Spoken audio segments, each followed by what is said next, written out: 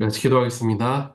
사랑의 하나님 감사합니다. 오늘도 저희들 주 앞으로 불러 모아주시고 하나님 말씀과 기도와 찬양의 자리로 부르시니 하나님 감사합니다. 저희들 부족하고 연약하여서 삶의 곳곳에서 하나님을 배신하고 또한 하나님과 멀어지는 죄를 짓는 그러한 부족한 죄인들입니다. 그렇기에 하나님의 도우심과 성령님의 임재하심이 없이는 한순간도 정결하게 살아갈 수 없는 사람들이오니 하나님께서 우리들을 긍휼히 여겨 주시어서 우리가 어둠에서부터 빛 가운데로 나아가는 또한 죄악을 벗어 정결함으로 나아가는 그리스도인들 되어질 수 있도록 하나님께서 우리 일상 가운데 주님께서 깊이 개입하시고 함께하여 주시옵소서.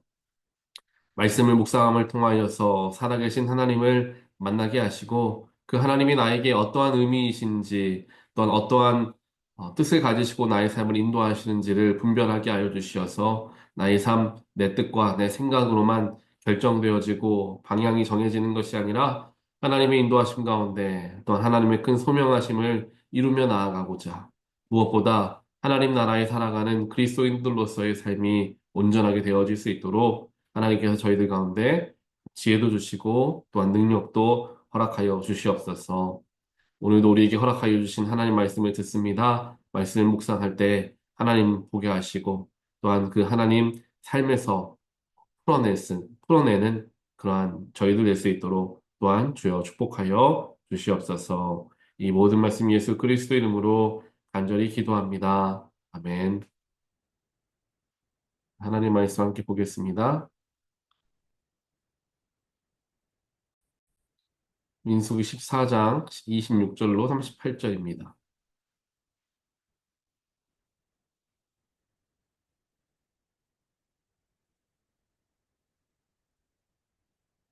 여호와께서 모세와 아론에게 말씀하여 이르시되 나를 원망하는 이 악한 회중에게 내가 어느 때까지 참으랴.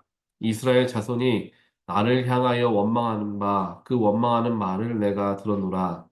그들에게 이르기를 여호와의 말씀에 내 삶을 두고 맹세하노라.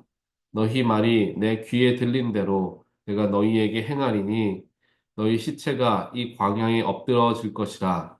너희 중에서 20세 이상으로서 계수된 자, 곧 나를 원망한 자 전부가 여분네 아들 갈렙과 눈의 아들 여호수아 외에는 내가 맹세하여 너희에게 살게 하리라. 한 땅에 결단코 들어가지 못하리라. 너희가 사로잡히겠다고 말하던 너희의 유아들은 내가 인도하여 드리리니 그들은 너희가 싫어하던 땅을 보려니와 너희의 시체는 이 광야에 엎드러질 것이요 너희의 자녀들은 너희 반역한 죄를 지고 너희의 시체가 광야에서 소멸되기까지 40년을 광야에서 방황하는 자가 되리라. 너희는 그 땅을 정탐한 날 수인 40일의 하루를 1년으로 쳐서 그 40년간 너희의 죄악을 감당할지니 너희는 그제서야 내가 싫어하면 어떻게 되는지 알리라 하셨다 하라. 나 여호와가 말하였거니와 모여 나를 거역하는 이 악한 온 회중에게 내가 반드시 이같이 행하리니 그들이 이 광야에서 소멸되어 거기서 죽으리라. 모세의 보냄을 받고 땅을 정탐하고 돌아와서 그 땅을 악평하여 온 회중이 모세를 원망하게 한 사람, 곧 그 땅에 대하여 악평한 자들은 여호와의 앞에서 재앙으로 죽었고 그 땅을 정탐하러 갔던 사람들 중에서 오직 눈의 아들 여호수아와 여분네의 아들 갈렙은 생존하니라. 아멘. 오늘 어제 말씀에 이어서 하나님께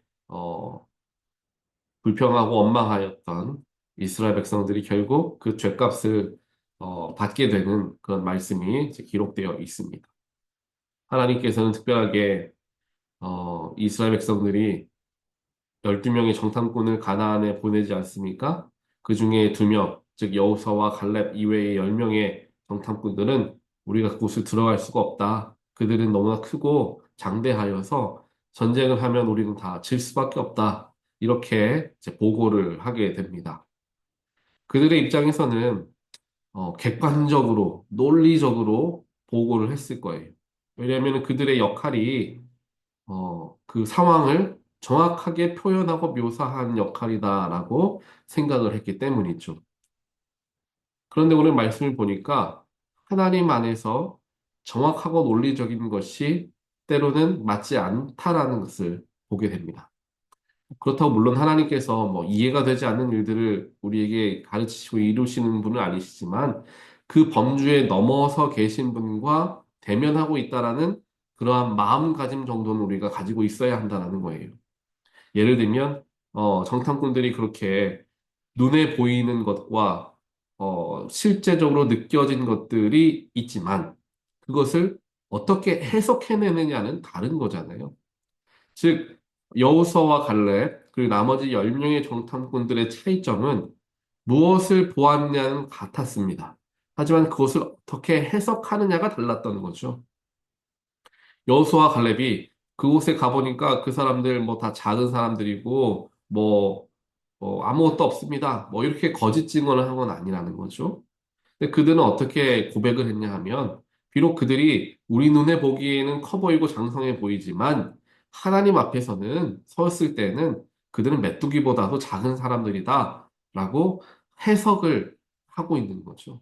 즉, 하나님 안에서 그 문제를 해석하니까 그 문제가 아무것도 아니게 다가오게 되었고, 그것을 전하였던 거예요. 이스라엘 백성들에게. 하지만 나머지 10명의 정탐꾼들은 자신들이 보고 자신들이 만났던 그 사람들에 대해서 이야기를 하면서 그래서 우리가 이들과 싸우면은 승산이 없다라는 하나님을 생각하지 않은 즉 나와 가나안 사람들 간의 그 전쟁 그것만을 생각하고 이야기했기 때문에 하나님을 의지하지 않는 하나님을 배신하는 일을 하고 말았던 것입니다. 그래서 그 10명의 정탐꾼들은 다 그 자리에서 엎드려 죽게 되었음을 성경에 기록되어 있죠. 이와 같은 모습들을 우리가 볼 때가 많이 있습니다. 우리의 삶은 누구에게 붙들린 삶입니까? 저와 여러분은 누구 때문에 살아가고 있습니까? 누가 창조하셨고, 누가 다스리시며, 누가 완성시키십니까? 바로 하나님이시죠. 예수 그리스도이십니다. 우리는 그것을 안다고 하고, 믿는다고 하고, 고백합니다. 당신의 삶은 누구의 것입니까? 라고 물어본다면 아마 우린 주저하지 않고 하나님의 것입니다. 왜 그렇게 생각합니까? 하나님이 나와 늘 동행하시기 때문입니다. 주저하지 않고 대답할 거예요. 하지만 그렇게 대답하고 알고 있지만 하나님이 나의 삶을 주장하신다. 하나님이 나의 삶을 다스리신다. 우리가 잘 알고 있습니다. 하지만 문제가 생겼을 때, 어려움이 찾아왔을 때, 아이고, 내가 이 문제 때문에 넘어지겠구나. 이 어려움은 내가 극복하지 못하겠구나. 내가 이것을 어떻게 이겨낼 수 있을까? 라고 염려하고, 근심하고, 걱정하고, 더 나아가서는 불평하고, 원망하고, 왜 나에게 이런 일만 생기는가? 원망할 때가 생긴다라는 것입니다. 문제는 그리스도를 온전하게 믿는 사람이든 온전하게 믿지 않은 사람이든 누구에게나 찾아옵니다. 하지만 그 문제를 어떻게 해석하느냐, 이 차이가 있다라는 거죠. 오늘 여호수아와 갈렙은 철저히 하나님이 그들을 인도하셔서 가나안 땅에 들여보내실 분이다라는 확신의 신뢰가 있었던 겁니다. 그러니까 아무리 큰 문제와 어려움이 있는 것처럼 내 눈에는 보여도 하나님이 하신다고 하면 아무것도 문제가 되지 않다라는 것을 그들은 믿었죠. 그 믿음은 어디에서부터 왔습니까? 그들의 경험에서부터 왔습니다. 이집트로부터 이스라엘 백성들을 떠나가게 보내주기 위해서 하나님이 10번의 재앙을 일으키시고 마지막 장자를 죽이는 재앙까지 이루셨지만 유대인들의 장자들은 한 명도 해당하지 않았던 그 놀라운 사건을 보게 됩니다. 자신들을 잡기 위해서 이집트의 정예 군사들이 등 뒤에서 쫓아오고 있었는데 그리고 앞에는 큰 홍해가 가로막고 있었는데 그 순간 하나님께서 홍해를 갈라주셔서 이스라엘 백성들이 다 건너가게 하시고 마지막에는 이집트의 군대들이 그 홍해에 다 수장되게 되었던 그 사건, 정말로 경이로운 사건을 그들은 경험했습니다. 그러니 그들에게 믿음이 생긴 거죠. 어떠한 일이 있어도 하나님이 하신다고 하면 하는구나.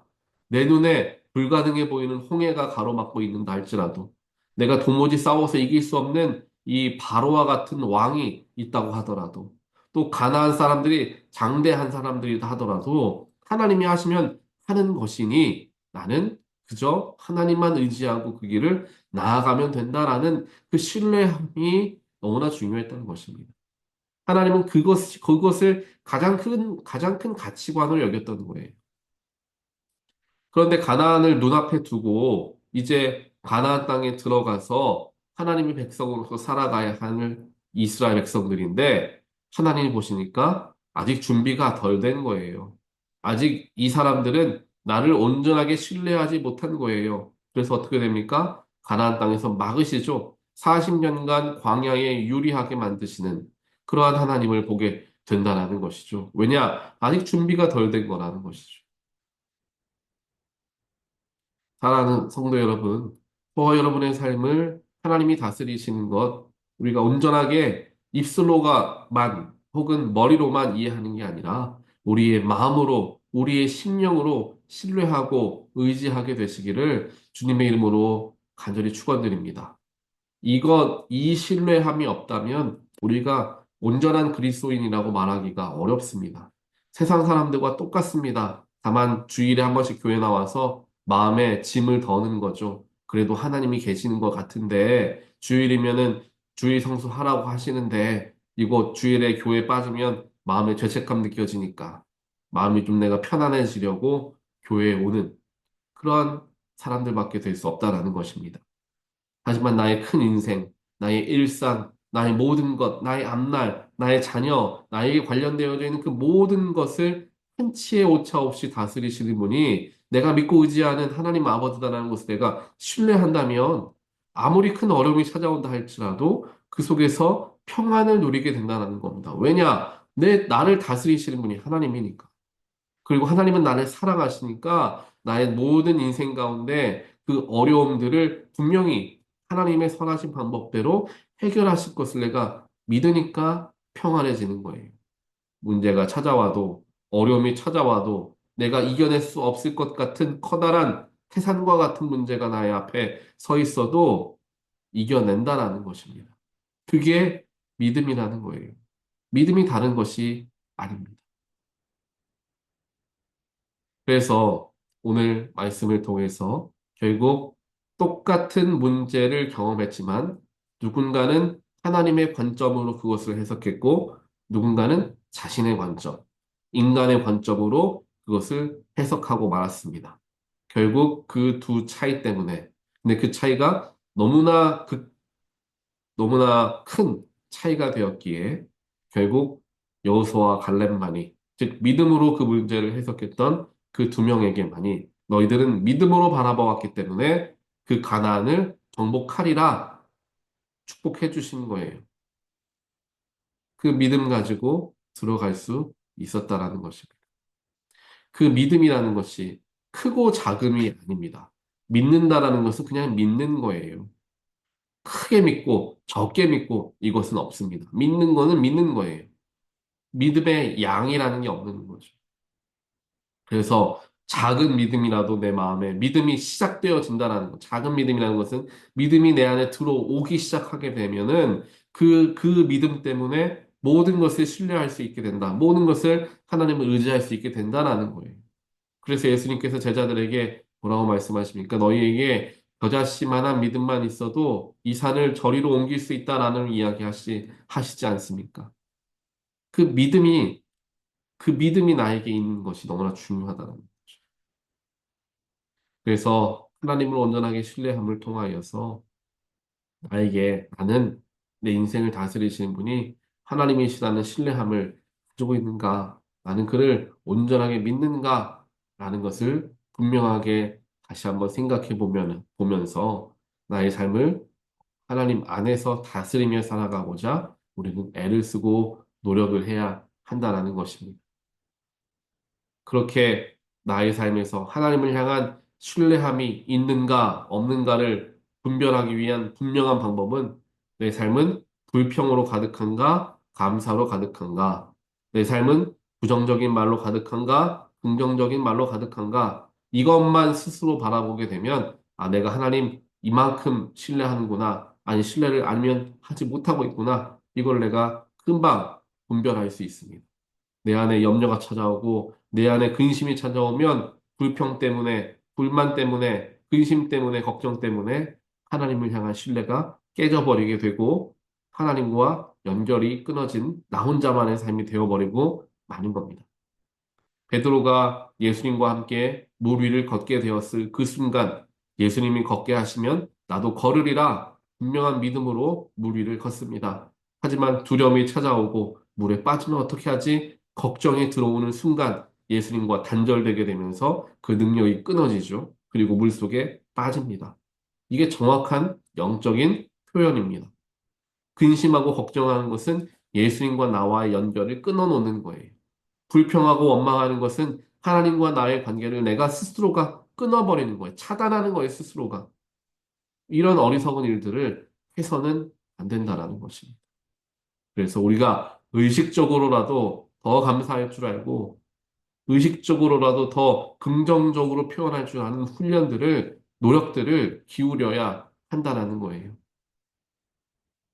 오늘 말씀 보니까 하나님께서는 너희들이 그와 같이 말했으니 너희들이 그렇게 원망한 그 말들이 28절에 이야기하죠. 너희 말이 내 귀에 들린 대로 내가 너희에게 행하겠다. 네가 불평했으면 불평한 대로 하리라. 네가 부정적으로 얘기하면 부정적으로 너에게 행하리라. 하나님이 그와 같은 말씀을 하시는 거예요. 그렇기에 내 입술의 말과 내가 생각하는 생각과 내 표현들이 얼마나 중요한가 생각할 수 있다라는 겁니다. 그래서 어려워도 힘들어도 긍정적이고 또 감사하려는 마음들을 가질 때에 우리의 삶에 하나님의 그 열매들이 맺히는 일들이 생기게 될 것입니다. 그리고 그런 일들도 있지 않습니까? 우리가 억지로라도 미소를 지으면 우리의 뇌는 행복해진다라는 이야기를 우리 다들 알고 계시지 않습니까? 억지로라도 웃을 때 우리의 아드레날린이 생겨나고 기쁘게 하는 그런 마음들이 생겨난다는 거예요. 상황이 그렇다고 하지만 문제가 있다고 하지만 그 속에서도 여유를 잃지 않으려.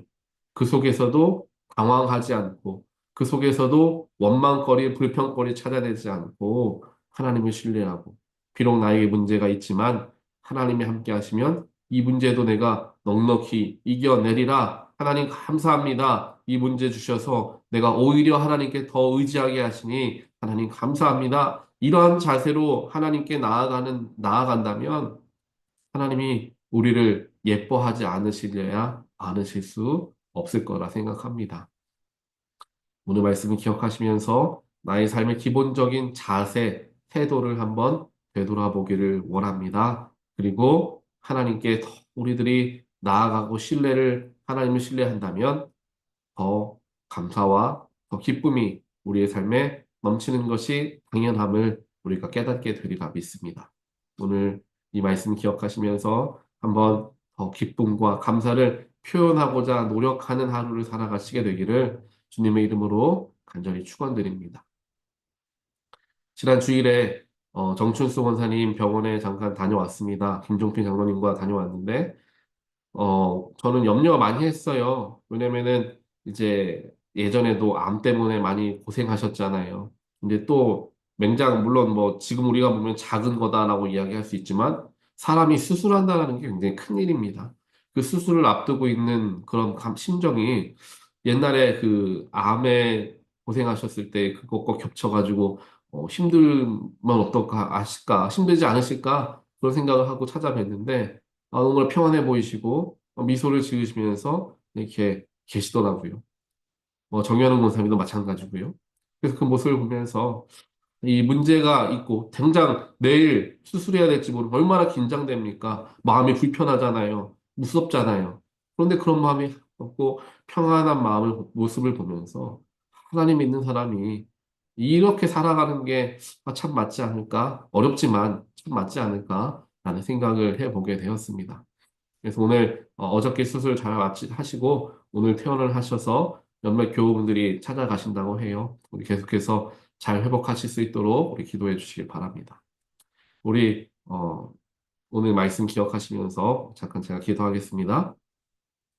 사랑의 하나님 감사합니다. 오늘 말씀을 통하여서 하나님을 더 신뢰하고 더 의지하는 자들은 결국 삶의 자세에서 또한 삶의 모습과 고백 속에서 드러나게 됨을 우리가 보게 되었습니다. 또 내 입술의 말과 생각하는 모든 것들이 하나님이 그대로 행하실 수 있다라는 생각을 하면서 우리들이 더욱더 조심하게 또 두려운 마음으로 삶을 대해야 함을 알게 하시니 하나님 감사합니다.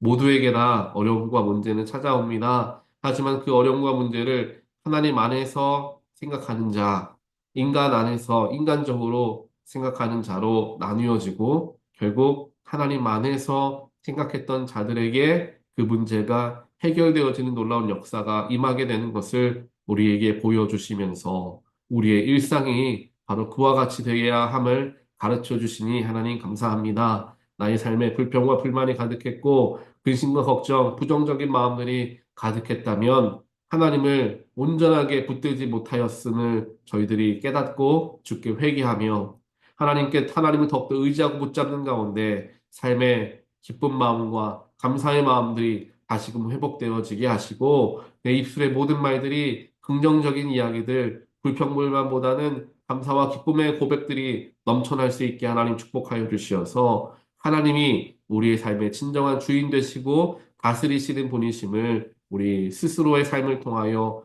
고백하며 신뢰함을 표현하며 살아가는 우리가 될 수 있도록 하나님께서 우리 가운데 역사하여 주시옵소서. 이 모든 말씀 예수 그리스도 이름으로 간절히 기도합니다. 아멘.